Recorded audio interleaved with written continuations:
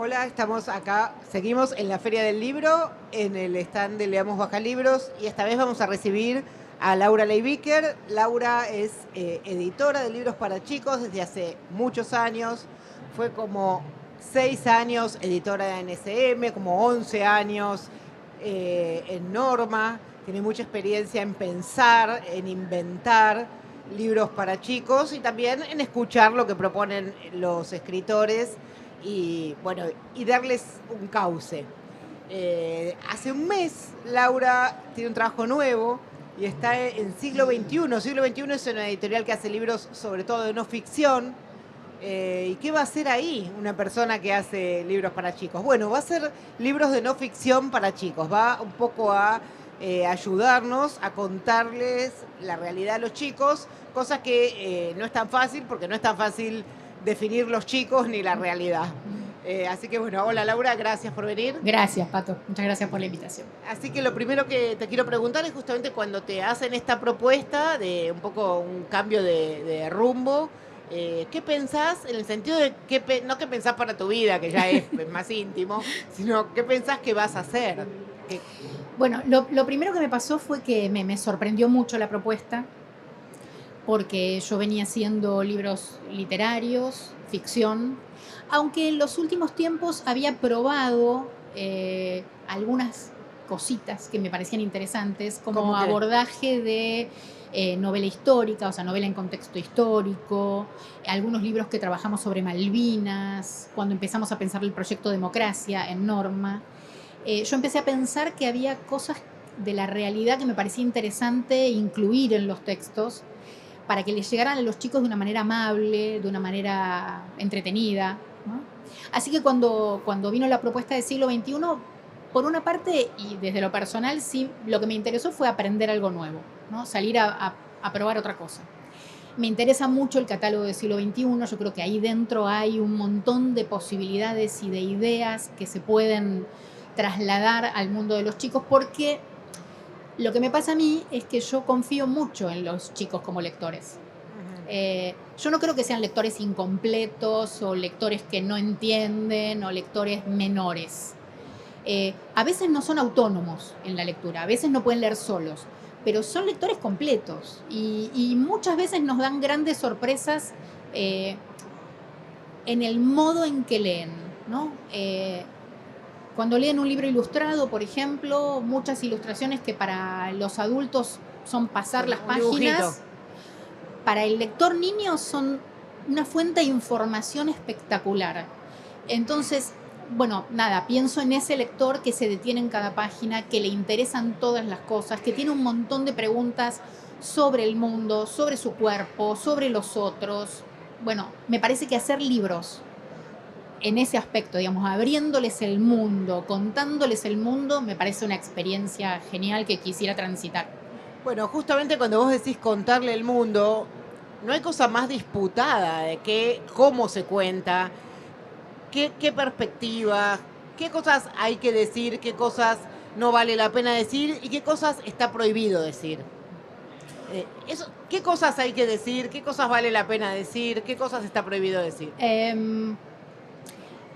Yo creo que hay que decir, que se puede decir todo. En principio pienso que se puede decir todo. ¿Viste que cuando los chicos son chiquitos, siempre los pedagogos dicen hay que responder a las preguntas que te hacen y no insistir en darles más información que la que ellos necesitan en cada momento? Entonces, el límite un poco sería ese, no sobrecargarlos de información que no es relevante para el momento vital que están atravesando. Me parece que más que cosas, más que contenidos, es el modo de tratar el contenido. Me parece que, por supuesto, Pero los contenidos... esa es la lucha Claro. por el sentido, porque podemos hablar del aborto y bueno, depende del modo de tratarlo, estamos diciendo cosas opuestas. Absolutamente. Yo creo que en ese caso, por ejemplo, podemos hablar de el cuidado del propio cuerpo, el derecho que uno tiene sobre su propio cuerpo, porque es muy loco, estamos hablando de los derechos de los chicos, ¿no? Que los chicos saben que tienen derechos, y hace un montón que están aprobados, pero pareciera que no queremos hablar de cuáles son los derechos con los propios chicos, porque algunas cosas, por ejemplo, el derecho sobre su propio cuerpo, bueno, si no los conocen, si no saben, si no les damos esa información, es muy difícil que se puedan defender. ¿no? Por ejemplo, la llegada de la ESI con mucha potencia a las escuelas, no solo los protege, sino que les permitió hablar, les permitió contar lo que les pasaba y sobre todo a muchos chicos y a muchos adultos que tenemos naturalizado que lo que pasa en nuestras casas es lo normal y lo esperable, esa posibilidad de hablar en las escuelas o de hablar con otros sobre los derechos que tienen, les permitió darse cuenta de que lo que les estaba pasando no era normal.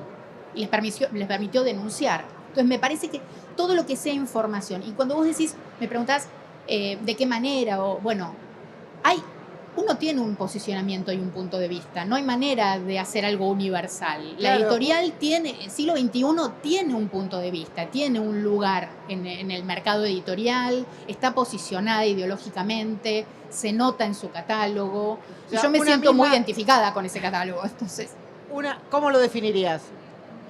Ay, no me hagas eso. Que Raquel lo defina. Bueno, es un catálogo, digamos, con un pensamiento de izquierda, un pensamiento amplio, democrático, progresista, abierto, que defiende los valores que tienen que ver con el ambiente, con el cuidado, me parece que es eso, y mucho más. O sea, en una misma editorial no habría dos enfoques contrapuestos. ¿En dos libros? Dos libros, sí. Yo creo que sí, puede haberlos. No sé si voy a hacer dos libros sobre lo mismo que tengan un enfoque. Es una pregunta. Creo que hay límites. Los límites son lo que no sea democrático, lo que no sea lo que establezca valores con los que nosotros no nos sentimos identificados. Eso no significa no contar eso, sino contarlo desde el lugar de revisemos esto, por qué pasa esto, ¿no? Es como decir, bueno, no vamos a hablar del hambre porque no queremos que haya hambre, ¿no? Bueno, hablemos de eso y entendamos por qué pasa eso y quién es responsable y quién no es responsable, ¿no? Digo, no responsabilicemos a los chicos de cosas que... En tantos años de experiencia, estos temas de los que se podía hablar o de los que o de los que había que hablar y ahora no, o ciertos enfoques, ¿han cambiado? Recontra. Yo siento que cambiaron un montón en los últimos años. Yo reviso mi propia biblioteca infantil o la biblioteca de mis hijas y creo que hay cosas en las que un poquito retrocedimos, había cierta libertad y menos corrección política en muchas cosas, se podían contar historias y no estaba todo el tiempo el ojo puesto en la crítica sobre que no es justo y no es correcto y no es equilibrado y no es equitativo. Pero salvo eso, yo creo que se ha avanzado mucho en hablar de derechos sexuales, de derechos reproductivos, de medio ambiente, de democracia. Yo creo que está buenísimo, creo que había temas como la diversidad, que era un tema que no se trataba en los libros para chicos y hoy está presente en cualquier libro para chicos, de literario, no literario, ficción o no ficción. Que vos decís que un chico gay no es el primer chico gay del mundo. Exactamente, y no es el primer libro sobre un chico gay del mundo. Y además está muy... Por supuesto, no en todas las escuelas, no todos los padres y no todas las familias, pero creo que hemos avanzado muchísimo, ¿no? En poder hablar con los chicos, son como humanos, ¿no? Como personas que están en el mundo y ven lo que pasa y tienen una interpretación y hay que acompañarlos a leer el mundo. Entonces, para mí es eso, los libros informativos o los libros de no ficción son como una compañía para entender cosas que pasan en el mundo. Por supuesto, estoy pensando en estas cancelaciones que hubo últimamente o intentos de intervenir en textos más o menos clásicos o no tan viejos, pero que sí tenían alguna perspectiva que algunas cosas podían molestar y podía hacer realmente mostrar injusticia, mostrar cosas feas. ¿Vos cómo estuviste en ese debate? ¿Qué pensaste? Mira, en particular fue el tema de Roald Dahl, ¿no? La idea de intervenir sus textos corrigiendo algunas palabras que hoy son leídas como un gordo, por ejemplo. Me parece tremendo. ¿Pero por qué me parece tremendo? Porque Roald Dahl no está acá para discutir con él. Yo puedo discutir con un autor y pedirle y decirle, che, reflexionemos juntos, me parece que este texto que tiene 20, 30, 40 años, habría que reescribirlo. Y el autor me podrá decir, sí, lo quiero readaptar, no, me parece que lo quiero dejar así. Yo creo que fue una acción comercial, no fue una acción política. Entonces, la intención es sostener la venta de Roald Dahl en aquellas escuelas cuyas docentes, por ejemplo, dijeron, no, si dice gordo yo no lo quiero leer. ¿Estoy de acuerdo con esa docente? No, la verdad que no. Pero la respeto. Respeto su decisión, su derecho a elegir qué quiere leer con sus alumnos. Y a entender que si hay algo que a sus alumnos no les gusta o los ofende o a ella misma, no todo va a ser un clásico, no todo va a sobrevivir a su época. Yo creo que Roald Dahl sí, pero si no sobreviviera, si resulta que porque dice gordo, en algunos lugares no lo quieren leer, me parece que, bueno, que hay que bancársela. Es el mundo como cambia. Es la realidad, digamos. No todo va a ser un clásico y hay cosas que, digamos, no me acuerdo quién me decía el otro día, creo que un autor me decía, bueno, la cabaña del tío Tom, saquemos todos los esclavos porque es re feo, no queremos la esclavitud. ¿Y qué hacemos? No existió la esclavitud. Claro, la negamos porque no nos gusta y que los chicos no lean un libro donde haya... Bueno, me parece que es eso. La verdad es que creo que esto va muy rápido y que vamos aprendiendo cosas y el modo de decir y el modo de contar, y autores de hoy cuentan de otra manera. Quizá dentro de 20 años eso también quede viejo y haya que volver a contar. Laura, ¿hay algunos temas en particular sobre los que te gustaría empezar a trabajar? Me encantaría hacer un libro sobre, aunque sea imposible hoy. Sí. Bueno, venimos pensando mucho y dando vueltas pensando. Primero, algunas cosas que quiero, con las que quiero trabajar son cosas de no ficción, pero literarias. Por ejemplo, bueno, la editorial tiene toda la colección de textos de Galeano y ahí hay un montón de textos que son tan adecuados para el lector niño. Los leo y siento que repican muy fuerte en el mundo infantil. Así que, por un lado, seguro que vamos a hacer algo con eso.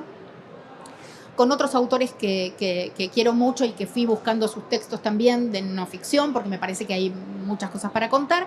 Pero en cuanto a temáticas, hay algo que lo que vengo pensando mucho. Hay libros sobre eso, no sería el primero, pero es un desafío hacerlo acá, que es un libro sobre economía. ¿Economía argentina? Bueno, por ahí tiene un capítulo sobre economía argentina. Claro, sería, bueno, para los niños argentinos, estas 200 páginas extra, para que puedan entender estas 40 páginas que son el libro sobre economía. Pero para mí la idea de cómo funciona el dinero, cómo funcionan los bancos, por qué pagamos con plata los objetos que compramos, me parece que ahí hay algo muy interesante. Por supuesto que yo recuerdo que a nosotros cuando éramos chicos nos hablaban de ahorro. Yo no sé si hoy a los niños argentinos les podemos hablar de ahorro, pero ese es un tema, por ejemplo, que me parece muy atinado. Otro de lo que veníamos hablando también en la editorial tiene que ver con el equilibrio entre extractivismo y cuidado del ambiente, ¿no? Porque es muy fácil plantearles a los chicos, y los chicos van a estar muy de acuerdo, en que hay que cuidar el ambiente, ¿no? Y yo escuché de muchos adolescentes, jóvenes, que están muy angustiados porque sienten que se acaba todo. Sí, que les queda a ellos el paquete.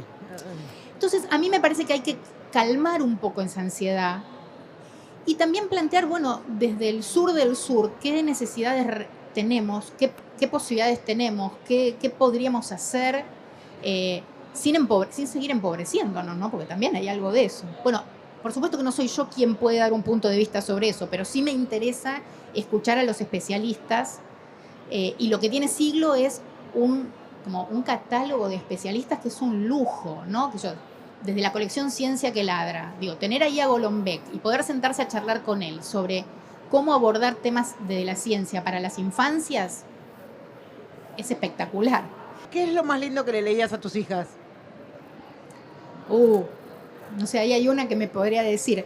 ¿Qué es lo más lindo que leíamos? Bueno, teníamos una época de mucho libro álbum, mucho libro ilustrado. Eso, ver cómo ellas leían las ilustraciones siempre me daba mucho placer. Después había algunos libros de... El niño del crayón, sí, el crayón rojo. Había un libro que era un nene que iba como dibujando las ilustraciones del libro a medida que el libro transcurría, ¿no? Él como que inventaba las ilustraciones, era precioso. Después uno chiquitito con las historias de los gatitos, que bueno, hoy lo llevé a la editorial para mostrarlo porque es un libro sobre el que... Después había uno que se llamaba ¿Qué gusto tiene la luna? Y también nos gustaba mucho. Y después hay algunos libros que tienen que ver justamente con la no ficción, libros como los de Graciela Montes, que es la democracia, que es votar, ¿no? Digo, hay algunos textos muy clásicos que también me parece que vale la pena revisitar en este momento tan particular. Muchísimas gracias. Gracias a vos.